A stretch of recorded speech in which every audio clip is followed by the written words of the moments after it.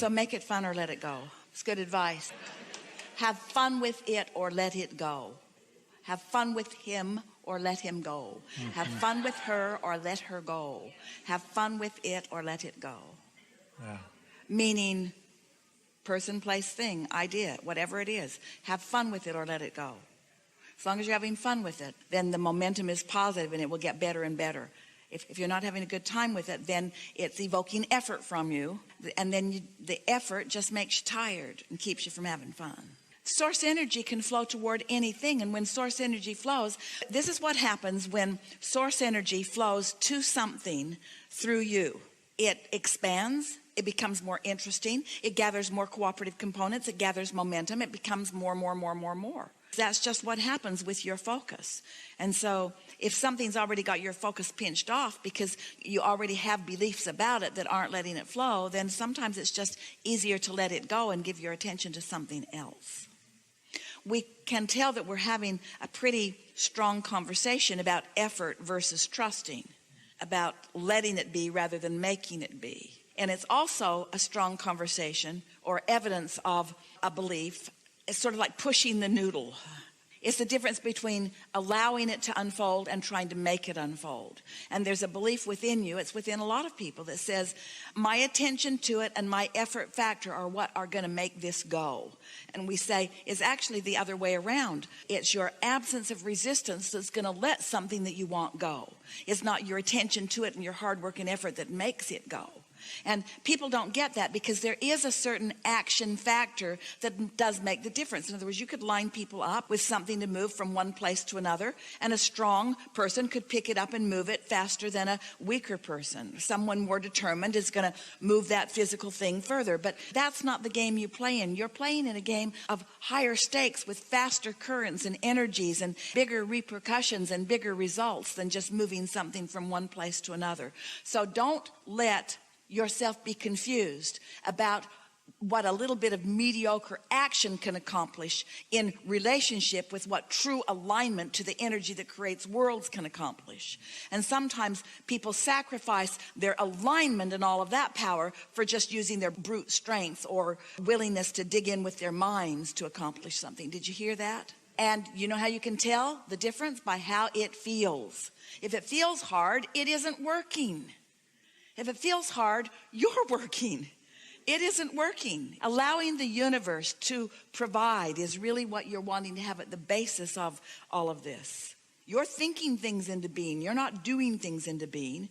You're finding a vibration that then allows a thought. And when you receive the thought, which inspires an action, that's a whole other thing than making something happen by realizing that you've got to dig in and make it happen. Can you feel the difference? It would be like saying, I've lived enough life to know what I want relative to, let's say, a relationship. Just stay with us for a moment. And I don't currently have that dominant, significant relationship that I want. But I've lived enough life and I've put it into the vortex. So now I'm going to trust the universe to yield it to me through my path of least resistance. And then you get an idea. I'm going to do online dating. Well, you want to ask yourself, where did that idea come from? Did it come from here or did it come from here? Is it effort? Is it logic and statistics, or was it truly an inspired thought? Or I'm wanting to create a magnificent business enterprise, and I put all of my desires and interests into my vortex, and then I get an idea. Well, did the idea come from alignment, or is it an action-oriented idea that I've tried before? You have to play with this a little bit before you know the difference. Just have to play with it for a while.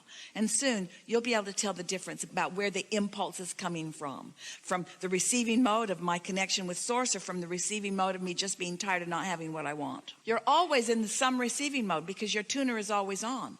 You just want to be aware of what you've got it tuned to. And you can tell that in a pretty accurate way by just assessing, what's my general mood been today?